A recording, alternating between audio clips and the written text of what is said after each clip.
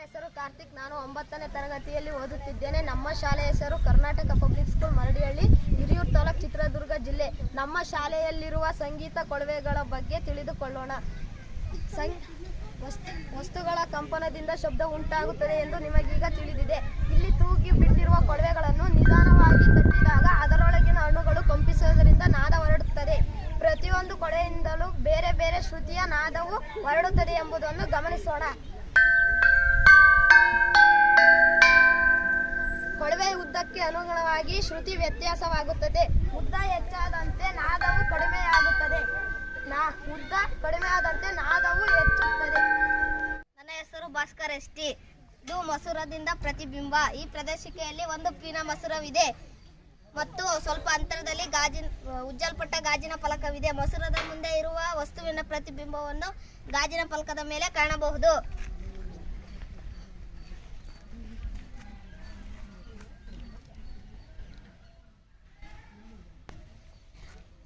ಇದು ನಮ್ಮ ಕಣ್ಣಿನಂತೆ ಕಾರ್ಯನಿರ್ವಹಿಸುತ್ತದೆ. ನನ್ನ ಹೆಸರು ಪವನ. ನನಗೆ ಬಂದಿರುವ ವಿಷಯ ಫ್ಯಾಂಟಾಸ್ಕೋಪ್. ಇಲ್ಲಿ ಎದುರಿಗಿರುವ ಸ್ಥಾನಗಳಲ್ಲಿ ಎದುರಿಗಿರುವ ಕನ್ನಡಿಯನ್ನು ನೋಡುತ್ತಾ ಚಕ್ರವನ್ನು ತಿರುಗಿಸಿ ಕುದುರೆಯು ಓಡುತ್ತಿರುವ ಪ್ರತಿಬಿಂಬವನ್ನು ನಾವು ಕಾಣಬಹುದು. ಚಕ್ರದ ಹಿಂಬದಿಯಲ್ಲಿ ಕುದುರೆಯ ವಿವಿಧ ಬಗೆಯ ಚಿತ್ರವನ್ನು ಅಂಟಿಸಲಾಗಿದೆ. ನಮ್ಮ ಕಣ್ಣಿನ ಪರದೆಯ ಮೇಲೆ ಒಂದು ಬಿಂಬ ಮಾಸುವ ಮೊದಲೇ ಮತ್ತೊಂದು ಬಿಂಬ ಮೂಡುವುದರಿಂದ ಕುದುರೆ ಓಡುತ್ತಿರುವಂತೆ ನಾವು ಕಾಣಬಹುದು. ಈ ವಿದ್ಯಮಾನಕ್ಕೆ ದೃಷ್ಟಿನಿತ್ಯತೆ ಎಂದು ಕರೆಯಲಾಗುತ್ತದೆ. ಈ ಉಪಕರಣದ ಹೆಸರು ನ್ಯೂಟನ್ ಬಣ್ಣದ ತಟ್ಟೆ. ಈ ತಟ್ಟೆಯಲ್ಲಿ ಕಾಮನಬಿಲ್ಲಿನಲ್ಲಿರುವ 7 ಬಣ್ಣಗಳು ಕಾಣಿಸುತ್ತವೆ. ಈ ತಟ್ಟೆಯನ್ನು ತಿರುಗಿಸಿದಾಗ ತಟ್ಟೆಯಲ್ಲಿರುವ ಬಣ್ಣಗಳು ಬಿಳಿಯ ಬಣ್ಣಕ್ಕೆ ತಿರುಗುತ್ತದೆ. ತಟ್ಟೆಯಲ್ಲಿ ಬಿಳಿಯ ಬಣ್ಣವು ಎಲ್ಲ ಬಣ್ಣಗಳನ್ನು ಒಳಗೊಂಡಿದೆ. ಈಗ ತಿರುಗಿಸ್ತೀನಿ. ಎಲ್ಲ ಬಣ್ಣಗಳು ಬಿಳಿಯ ಬಣ್ಣಕ್ಕೆ ತಿರುಗಿದವೆ. ನನ್ನ ಹೆಸರು ನನಗೆ ಬಂದಿರುವ ಟಾಪಿಕ್ ಉಷ್ಣ ಮತ್ತು ಬೆಳಕು. ಒಂದೇ ಲೋಹದಿಂದ ಮಾಡಿರುವ ಹಸುಗಳಿಗೆ ಬೇರೆ ಬೇರೆ ಬಣ್ಣಗಳನ್ನು ಹಚ್ಚಲಾಗಿದೆ. ಬಿಸಿಲಿಗೆ ಒಡ್ಡಿರುವ ಇವುಗಳನ್ನು ನೋಡಿ. ಪ್ರತಿಯೊಂದರ ತಾಪವು ಬೇರೆ ಬೇರೆಯಾಗಿರುತ್ತದೆ. ಬಿಳಿ ಬಣ್ಣದ ಹಾಸು ಎಲ್ಲಕ್ಕಿಂತ ತಣ್ಣಗಿದ್ದರೆ ಕಪ್ಪು ಬಣ್ಣದ ಹಾಸು ಅತ್ಯಂತ ಬಿಸಿಯಾಗಿರುತ್ತದೆ. ಬಿಳಿ ಬಣ್ಣ ಅತ್ಯುತ್ತಮ ಪ್ರತಿಫಲನ ಗುಣವುಳ್ಳದ್ದು. ಆದ್ದರಿಂದ ಕನಿಷ್ಠ ಪ್ರಮಾಣದಲ್ಲಿ ಉಷ್ಣವನ್ನು ಹೀರಿಕೊಳ್ಳುತ್ತದೆ. ಕಪ್ಪು ಬಣ್ಣ ಗರಿಷ್ಠ ಪ್ರಮಾಣದಲ್ಲಿ ಹೀರಿಕೊಳ್ಳುವುದು. ಬಣ್ಣದಲ್ಲಿರುವ ವರ್ಣದ್ರವ್ಯವು ಆ ಬಣ್ಣ ಎಷ್ಟು ಪ್ರಮಾಣದಲ್ಲಿ ಬೆಳಕಿನ ಶಕ್ತಿಯನ್ನು ಹೀರಿಕೊಳ್ಳುತ್ತದೆಯೋ ಮತ್ತು ಹೊರಸೂಸುತ್ತದೆಯೋ ಎಂಬುದನ್ನು ನಿರ್ಧರಿಸುತ್ತದೆ. ನನ್ನ ಹೆಸರು ಲಕ್ಷ್ಮಿ ಟಿ. ನಾನು ಓದುತ್ತಿರುವ ತರಗತಿ 9ನೇ ತರಗತಿ. ನನಗೆ ಬಂದಿರುವ ಉಪಕರಣ ಮೇಲೇರುವ ಮಣಿಗಳು. ಕಂಬಿಗಳು ತಿರುಗದೆ ಇರುವಾಗ ಅವುಗಳಲ್ಲಿನ ಮಣಿಗಳು ಕೆಳಭಾಗದಲ್ಲಿ ನಿಶ್ಚಲವಾಗಿರುತ್ತದೆ.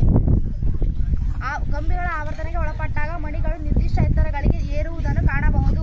ಆವರ್ತನೆಯು ವೇಗವು ಅವು ಯಾವ ಮಟ್ಟಕ್ಕೆ ಏರುತ್ತದೆ ಎಂಬುದನ್ನು ನಿರ್ಧರಿಸುತ್ತದೆ. ಆವರ್ತನೆಯ ಅಕ್ಷದಿಂದ ಅತಿ ಹೆಚ್ಚು ಸ್ಥಾನಪಲ್ಲಟವಿರುವ ಸ್ಥಾನಗಳನ್ನು ಪಡೆಯುವವರೆಗೆ ಮಾತ್ರ ಮಣಿಗಳು ಮೇಲೇರುತ್ತವೆ. ವಾಹನಗಳಿಗೆ ಅಳವಡಿಸಿರುವ ಸ್ಪೀಡ್ ಗವರ್ನರ್ ಎಂಬ ಹೆಸರಿನ ವೇಗ ನಿಯಂತ್ರಕಗಳು ಇದೇ ತತ್ವಗಳನ್ನು ಆಧರಿಸಿವೆ. ಈ ದೊಡ್ಡ ನನ್ನ ಹೆಸರು ರಮ್ಯ. ನನಗೆ ಕೊಟ್ಟಿರುವುದು ನೆಕ್ಕರ್ ಘನ ಉಪಕರಣ. ದೂರದಿಂದ ನೋಡಿದರೆ 3 ಆಕಾರಗಳಿರುವಂತೆ ಕಾಣುವ ಈ ಪ್ರದರ್ಶಿಕೆಯ ವಾಸ್ತವದಲ್ಲಿ 3 ನಿಮ್ಮ ಮೇಲ್ಮೈಗಳು ಹಾಗೂ ಮಧ್ಯಭಾಗದಲ್ಲಿ ಹೊಂದಿರುವಂತೆ ಘನ ಕಾಣುತ್ತದೆ. ಇಲ್ಲಿ ಗೆರೆಗಳು ಸಂಧಿಸುವ ಬಿಂದುಗಳು ನಮಗೆ ಸಮೀಪವಾಗಿವೆ ಎಂದು ಪರಿಭ್ರಮಿಸುವ ಮೆದುಳು ಈ ನಿಮ್ಮ ಆಕಾರಗಳಂತೆ ಪೀನ ಮಸೂರವು ಕಾಣಿಸುತ್ತದೆ. ಹೀಗಾಗಿ ಇದನ್ನು 3 ಘನಗಳಿರುವಂತೆ ಕಾಣುತ್ತದೆ. ಇಲ್ಲಿ ಇರ್ತಕ್ಕಂಥ ಇದರಲ್ಲಿ 3 ರಾಟೆಗಳಿದಾವೆ. 1 2 3. ಇದರಲ್ಲಿ 2 ರಾಟೆಗಳಿದಾವೆ. 1 2. ಇದರಲ್ಲಿ 1 ರಾಟೆ ಇದೆ. ರಾಟೆ ಅಂದ್ರೇನೆ ಭಾರವಾಗಿರ್ತಕ್ಕಂಥ ವಸ್ತುಗಳನ್ನ ಸುಲಭವಾಗಿ ಮೇಲೆತ್ತಲು ಬಳಸುವ ಒಂದು ಉಪಕರಣ ಅಥವಾ ಸಲಕರಣೆ. ಅದೊಂದು ಇಲ್ಲಿ ನೋಡು, ಈ 3 ಕಬ್ಬಿಣದ ತುಂಡುಗಳೇನಿದಾವೆ, ಈ 3 ಕಬ್ಬಿಣದ ತುಂಡುಗಳು ಒಂದೇ ತೂಕವನ್ನು ಹೊಂದಿದಾವೆ. ಇದರಲ್ಲಿ ಯಾವುದು ಹೆಚ್ಚಿಲ್ಲ. ಇದು ಎಷ್ಟು ತೂಕ ಇದೆಯೋ ಇದು ಅಷ್ಟೇ ತೂಕ ಇದೆ, ಇದು ಅಷ್ಟೇ ತೂಕ ಇದೆ. ಆದರೆ ನಾವು ರಾಟೆಗಳಲ್ಲಿ 1 2 3 ಹಾಕಿದೀವಿ. ಇಲ್ಲಿ ರಾಟೆಗಳನ್ನು 2 ಹಾಕಿದೀವಿ, ಇಲ್ಲಿ 1 ಹಾಕಿದೀವಿ. ಈಗ ಇದನ್ನೊಂಚೂರು ಹಿಂಗೆ ಮೇಲೆತ್ತಿದೆ, ಕೈ ಬಿಡು. ಇದನ್ನೆತ್ತು, ಬಿಡ ನೀನು ಬಿಡ, ಇವನೇ ಮಾಡಬೇಕು. ಕೈ ಬಿಡ, ನೀನು ಅದನ್ನ ಮೇಲೆತ್ತು. ಇದು ನೋಡಿಲಿ ಬಹಳ ಸುಲಭವಾಗಿ ಬರುತ್ತೆ. ಯಾಕೆ ಅಂದ್ರೆ ರಾಟೆಗಳ ಸಂಖ್ಯೆ ಜಾಸ್ತಿ ಇದೆ, 1 2 3 ಇದೆಯಾ. ರಾಟೆಗಳ ಸಂಖ್ಯೆ ಹೆಚ್ಚಿರೋದ್ರಿಂದ ಇದು ಸುಲಭವಾಗಿ ಮೇಲ್ ಬರುತ್ತೆ. ಒಂದೇ ಬೆಳ್ಳಲ್ಲಿ ನಾವು ಬೇಕಿರಿದ್ ನಿಂಗೆ ಅನ್ಬೋದು, ಹೌದಾನೆ. ಇದು ರಾಟೆ 2 ಇದೆ, ಇದಕ್ಕಿಂತ ಸ್ವಲ್ಪ ಕಷ್ಟ ಆಗುತ್ತೆ ಅಷ್ಟೇ ಬರುತ್ತೆ. ಇದು ಬಹಳ ಕಷ್ಟ ಆಗುತ್ತೆ, ಯಾಕೆ ರಾಟೆ ಇರೋದು ಒಂದೇ.